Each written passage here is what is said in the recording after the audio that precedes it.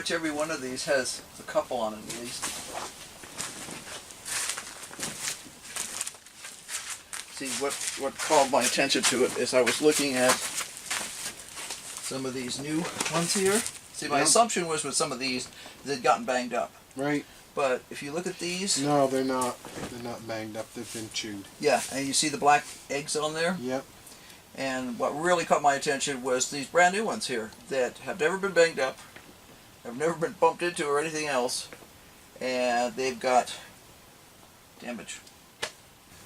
Hey folks, well, we didn't expect to be doing this particular video at this time, but we have a pest problem here in the greenhouse. Yep. We've been attacked by thrips. Now, thrips are not an uncommon problem in greenhouses. We were just hoping that we weren't going to be grabbed by them this year. But they're all over the outside too, so you'd have to have some sort of outrageous containment system in order to hope to keep them out, and then they probably wouldn't get kept out anyway. Now, thrips are really small. They can be as long as about 1/8 of an inch from what I've seen, but they're often smaller than that. In fact, when we were filming a video the other day, we both thought we got bitten by no-see-ums. Right, right. It turns out they're actually thrips. I was looking at the seedlings this morning because I was watering, and I was like, something's been chewing on these guys.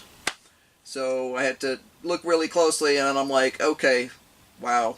Even with bifocals, you could barely see anything. But yeah, we have a problem. Now, thrips are attracted by blue light. So what we'll do is we'll show you some pictures of some impromptu traps we've made for thrips.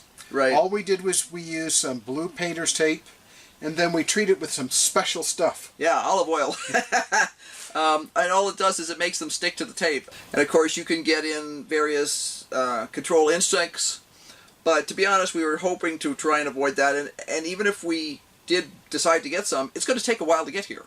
Meanwhile, you have to do something, otherwise they're going to literally kill some of your smaller seedlings. Now, I've used traps like this before for other insects. In fact, we have, it's the old popcorn popper that we have out in the yard that I've coated with some motor oil. Right. Because what the motor oil does is it not only makes them stick, but it actually smothers them. Because a lot of these insects breathe through their thorax. So, right.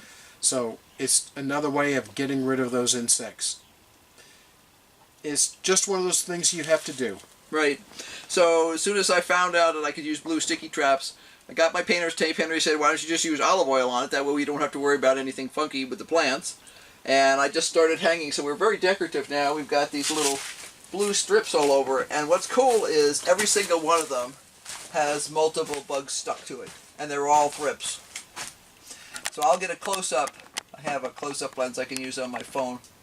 But every single one of these strips has anywhere between 6 and a dozen thrips stuck to it. And the damage on some of the tomato seedlings is pretty bad. So what I'm going to do with them is I'm going to go a step further. Is I'm going to hit them with safer insecticidal soap, which is an organic, safe insect killing soap. And I try not to use it too much because I hate the stink of it. It sounds dumb, but I really just hate the smell of it. But I'm going to use that for sure on the tomatoes. And I have to double check some of the things. They were talking about the fact that thrips could help to spread certain diseases, and I know there's at least one that it can spread on impatiens, which I'm not growing any of, and then it's another that can spread on tomatoes. So yeah, I am not amused, as they say.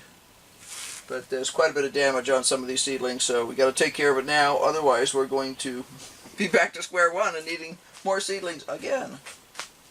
Now, this damage happened all of a sudden. It wasn't really slow. It really happened in the last day or so.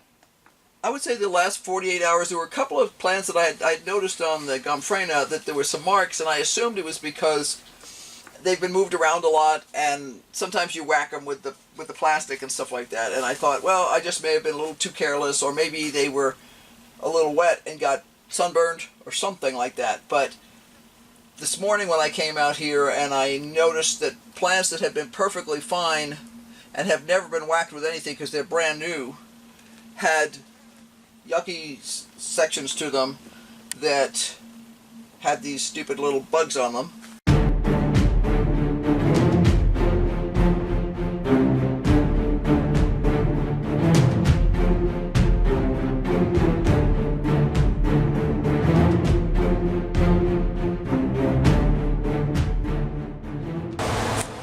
You can wash my hands, I have it all over my hands. But yeah, that's all you do is you squirt it. These sometimes can be on the bottom. I haven't actually seen most of them on the bottom, so I'm just starting with a good top dressing, so to speak. And then and we're going to keep these makeshift sticky traps up to see what we can catch. And we have a fairly, I mean, you know, for painter's tape with some olive oil, that's not bad. That's not bad. It started working pretty quickly after I put them up. I was sort of surprised at how quickly I wound up with bugs stuck on there. But that's great. They can get stuck on there all they want. And paying attention to your seedlings is a really important part of starting things. Same in the garden too, but you know, if you are watching them on a daily basis or pretty close to it, when something happens, you know something's happened right away. And you can actually do something about it. If you wait too long, if I was only coming out here every 4 or 5 days, the chances are really good that some of these smaller tomato seedlings would be dead because they're really being chewed up. And they've got eggs on them. So it's only going to get worse from here unless I do something about it now. So it's just important to act really quickly because with any luck, we can knock this down now. Now, we're not going to be able to eliminate the problem because they're outside too. I mean, they're in the garden all over the place this year. And actually, Henry was reading an article the other day that was talking about the fact that they're having a lot of trouble with thrips. A lot of places this year. Stay on top of it. You may not be able to eliminate it, but at least you can control the damage. Hopefully this inspires you if you have a problem to go look it up and figure out what it is. See you next time.